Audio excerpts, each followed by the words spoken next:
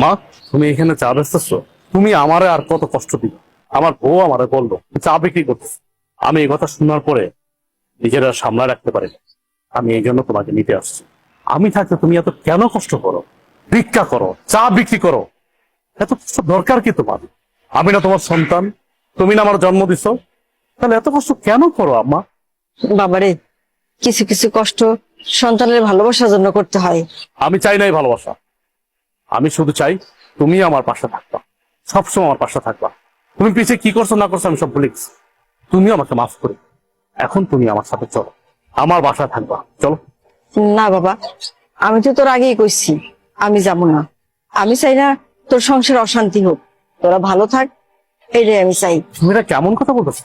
আমার সংসার অশান্তি? আমি যেদিন থেকে আমার বউরে বিয়ে করছি সেদিন থেকে তো আমার জীবন অশান্তি শুরু হয়ে গেছে। তুমি আর নতুন করে কি অশান্তি শুরু করবা? অথচ দেখো, আমার বাড়িতে থাকার কথা তোমার, অথচ তুমি না থেকে আমার শ্বশুর থাকছে।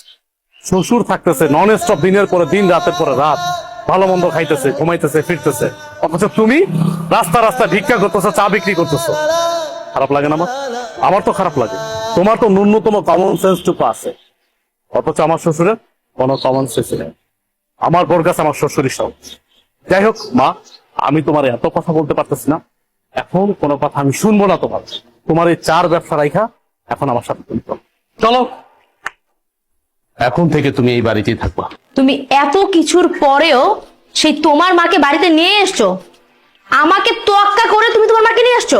তোমাকে কি তোয়াক্কা করবো? কি তোয়াক্কা করবো তোমাকে? আমি এই সংসারটা চালাই, আমি ইনকাম করি, আমি পাঁচতলায় বসে এসির বাতাস খাবো, আর আমার মা রাস্তা রাস্তা চা বিক্রি করবে, ভিক্ষা করবে, সে গাছের নিচে থাকবে। দেখো, এই সংসারটা আমার, এই সংসারটা আমি মেনটেন করি, তাই আমি যা বলবো তাই হবে। আমি তোমার মাকে নিয়ে থাকবো না এই বাড়িতে। কে কার সাথে থাকবে বা না থাকবে এটা একান্তই ডিসাইড করব আমি। তুমি ডিসাইড করার কে? কে তুমি? কে তুমি বলো? আমি কে মানে? আমি তোমার বউ। এই বাড়িটা আমার, আর এই সংসারটাও আমার। এই সংসারের সব দায়িত্ব আমি পালন করি, তুমি তো তেমন কিছুই করো না। সো আমি এই সংসারে যে ডিসিশন দিব সেটাই ফাইনাল। আর তোমার মা তোমার ছোট ভাইয়ের ঘরে টিকতে পারেনি, আমার ঘরে কেন টিকবে? হ্যাঁ, তোমার কি মনে হয় যে উনি অত ভালো একটা মেয়ের সাথে টিকতে পারলো না, আমার সাথে টিকতে পারবে? কখনোই না। আমি তোমার মাকে নিয়ে এই এক ছাদের নিচে কোনো দিনও থাকবো না। এখনো সময় আছে, তোমার মাকে বের করো। বাহ, এই বাড়ি তোমার, তোমার কথা মতো চলবে। এই বাড়ি আমার, আমি আমার টাকায় কিনেছি, পরিশ্রমের টাকা দিয়ে কিনেছি।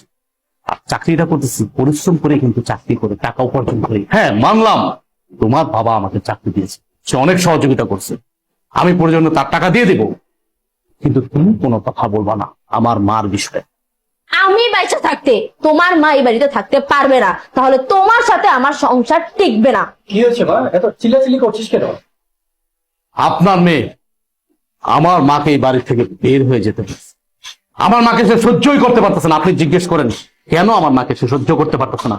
আমার মা গরিব, এই জন্য। বাবা দেখো, মহিলার দিকে তাকাও।